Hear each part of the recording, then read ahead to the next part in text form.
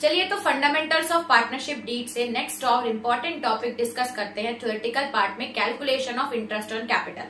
देखिए जब भी आप क्वेश्चन बनाते हैं ये छोटी छोटी चीजों से ही हमारा बैलेंस मैच नहीं होता। इंटरेस्ट ऑन कैपिटल क्या होता है और इसकी क्या क्या एडजस्टमेंट होती है समझते हैं। सबसे पहले ये जानते हैं कि इंटरेस्ट ऑन कैपिटल होता क्या है।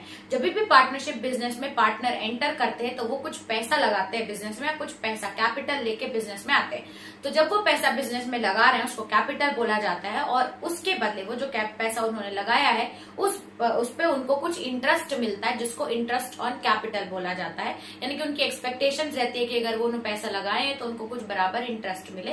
तो जो इंटरेस्ट पार्टनर को वो जो पैसा उन्होंने पार्टनरशिप बिजनेस में लगाया है वो जो इंटरेस्ट मिलता है उसको इंटरेस्ट ऑन कैपिटल बोला जाता है। अब इंटरेस्ट ऑन कैपिटल के कैलकुलेशन पे बहुत अलग अलग एडजस्टमेंट रहते हैं। ऐसा नहीं है कि सिर्फ पार्टनर्स का कैपिटल दिया है इंटरेस्ट कैलकुलेट करो पुट करो, अलग अलग टाइप से क्वेश्चन में आपको ट्विस्ट कर सकते हैं। तो जानते हैं पूरा थ्योरेटिकल पार्ट क्या क्या हो सकता है ताकि आपका अच्छे से रिवीजन हो जाए। पहला कंडीशन आता है अगर पार्टनरशिप डीड हमारी साइलेंट है या पार्टनरशिप डीड में नहीं दिया गया, पार्टनरशिप डीड नहीं है। अगर पार्टनरशिप डीड नहीं है तो इंटरेस्ट ऑन कैपिटल नहीं दिया जाएगा, ये याद रखना है। Partnership deed is silent, no interest on capital is provide. अब अगर पार्टनरशिप डीड है और उसमें इंटरेस्ट ऑन कैपिटल के बारे में बोल रहा है और प्रॉफिट है, ये याद रखना। अगर पार्टनरशिप डीड है और उसमें इंटरेस्ट ऑन कैपिटल बता रहे हैं तो हम इंटरेस्ट ऑन कैपिटल देंगे, लेकिन तीसरी कंडीशन ये भी चेक करना कि सफिशिएंट प्रॉफिट होना चाहिए। मान लीजिए अगर पार्टनरशिप डीड भी है और इंटरेस्ट ऑन कैपिटल का प्रोविजन भी है, लेकिन उस कंपनी को लॉस हुआ है तो इंटरेस्ट ऑन कैपिटल नहीं दिया जाएगा। कैपिटल तभी दिया जाता है, इंटरेस्ट ऑन कैपिटल तभी दिया जाता है जब प्रॉफिट होता है। क्यों? क्योंकि ये जो हमारी इंटरेस्ट ऑन कैपिटल है ये एप्रोप्रिएशन ऑफ प्रॉफिट है, चार्ज अगेंस्ट प्रॉफिट नहीं है। एप्रोप्रिएशन ऑफ प्रॉफिट का मतलब जब प्रॉफिट होगा तो ही इंटरेस्ट ऑन कैपिटल दिया जाएगा। ठीक है, तो ये दूसरा, जैसे फॉर एग्जांपल आप बिजनेस में लेके आए 2 लाख रुपए और आप 10% का इंटरेस्ट ऑन कैपिटल मिल रहा है तो इंटरेस्ट ऑन कैपिटल आपका हो जाएगा 20,000। ये सिंपल है अगर प्रॉफिट है तो। तीसरी कंडीशन क्या बोलती है? तीसरी कंडीशन बोलती है partnership deed provides interest on capital but profit is less than total interest.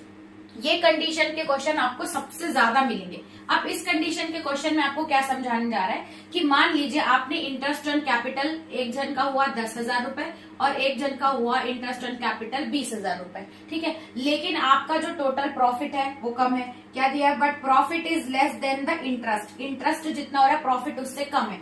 मान लीजिए प्रॉफिट है हमारा टोटल हमारा इंटरेस्ट ऑन कैपिटल मिलकर 30,000 हो रहा है, लेकिन प्रॉफिट है हमारा 20,000 रुपए।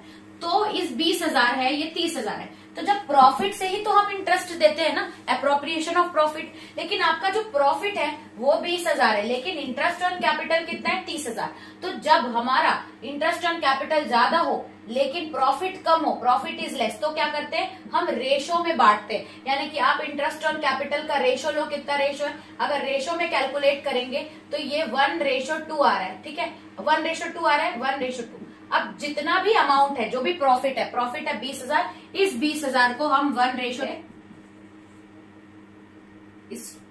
ये 20,000 है तो ये जो 20,000 आएगा इस 20,000 को आप 1:2 में दोनों पार्टनर को बांट देंगे। इस तरीके से हमारा कैलकुलेशन होगा। तो ये याद रखिएगा, पार्टनरशिप डीड अगर है और इंटरेस्ट ऑन कैपिटल दिया हुआ है लेकिन प्रॉफिट कम है, इंटरेस्ट ऑन कैपिटल आपका 60,000 आ रहा है, प्रॉफिट आपका 20,000 है, तो इन दोनों का रेशो निकालेंगे। रेशो आपका 1:2 आएगा या 2:1 आएगा। उस 2:1 को आप डिस्ट्रीब्यूट कर दोगे, रेशो के हिसाब से प्रॉफिट को डिस्ट्रीब्यूट कर दोगे, बात खत्म। प्रॉफिट ऐसे डिस्ट्रीब्यूट होगा। फिर interest is allowed only up to the amount of available. Interest तब होगा जितना प्रॉफिट में अवेलेबल है। अगर उससे ज्यादा है तो क्या हो जाएगा? अवेलेबल प्रॉफिट, जो भी प्रॉफिट है वो डिस्ट्रीब्यूट होगा रेशो ऑफ इंटरेस्ट। जब जितना प्रॉफिट है उतना ही दिया जाएगा। ऐसा नहीं है कि 30,000 है तो 30,000 दिया। 30,000 है लेकिन दिया 20,000 जाएगा क्योंकि प्रॉफिट 20,000 है। अब बांटा किस रेशो में जाएगा? वो कैपिटल के रेशो में बांटा जाएगा। तो कैपिटल के रेशो में बांटा जाएगा, दिया जाएगा सिर्फ 20,000 ही। ये आपको क्वेश्चन समझाना चाह रहा है। फोर्थ कंडीशन क्या है? Partnership deed provides interest on capital but there is net loss. मान लो अगर कंपनी को लॉस हुआ है तो फिर आप इंटरेस्ट ऑन कैपिटल दोगे क्या? नहीं दोगे। No interest on capital is allowed. क्यों इंटरेस्ट ऑन कैपिटल नहीं आएगा? फिर से बता रही हूँ, जो आपका इंटरेस्ट ऑन कैपिटल है ये आपका एप्रोप्रिएशन ऑफ ऑफ प्रॉफिट है, चार्ज ऑफ प्रॉफिट नहीं है। एप्रोप्रिएशन ऑफ प्रॉफिट यानी कि जब प्रॉफिट होगा तो ही आप इंटरेस्ट देंगे। फिर एक और क्वेश्चन आ जाता है, एडिशनल कैपिटल इंट्रोड्यूस या परमानेंट कैपिटल विड्रॉल में आप कैसे करेंगे। मान लीजिए आपने बिजनेस स्टार्ट किया था 2 लाख रुपए में और फिर किसी 1 अगस्त को या सो एंड सो डेट को आपने एक 50,000 का और कैपिटल इंट्रोड्यूस किया, तो फिर इंटरेस्ट ऑन कैपिटल कैसे कैलकुलेट होगा। तो देखिए, अगर 1 अप्रैल मई जून जुलाई अगस्त, ठीक है, अगस्त तो 1 अगस्त से आपने है, तो अप्रैल मई जून जुलाई 4 महीने, तो 4 मंथ के लिए 10% मान लीजिए इंटरेस्ट ऑन कैपिटल है और 4 मंथ के लिए आपका कैलकुलेट होगा ये 2 लाख रुपए।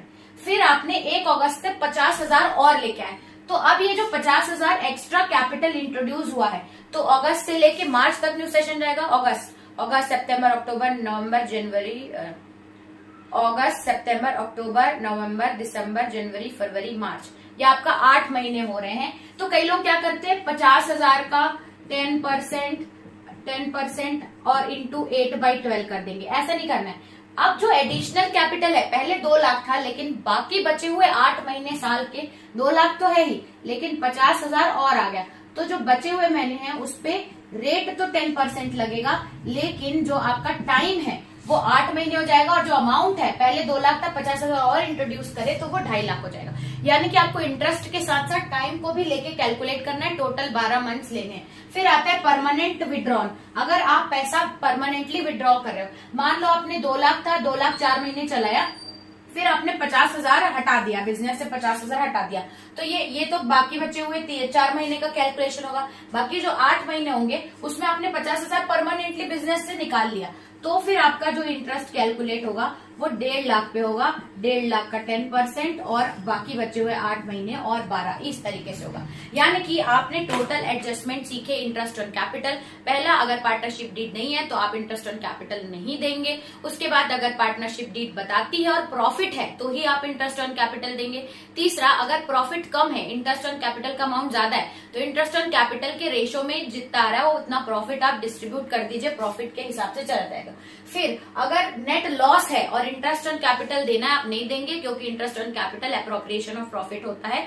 फिर अगर परमानेंट कैपिटल विड्रॉ हो रहा है या एडिशनल कैपिटल इंट्रोड्यूस हो रहा है, तो जितने मंथ तक वो कैपिटल था उतना इंटरेस्ट दो। आगे के बाद अगर कैपिटल इंट्रोड्यूस हुआ है तो पहले वाला कैपिटल और introduce capital rest of the month के लिए कैलकुलेट करेंगे। या तो अगर कैपिटल विड्रॉ हो रहा है तो जितने मंथ पूरा कैपिटल था उतना इंटरेस्ट दो, बाकी के जो बचे हुए महीने उसमें कितना कैपिटल हट गया उस हिसाब से कैलकुलेट करो।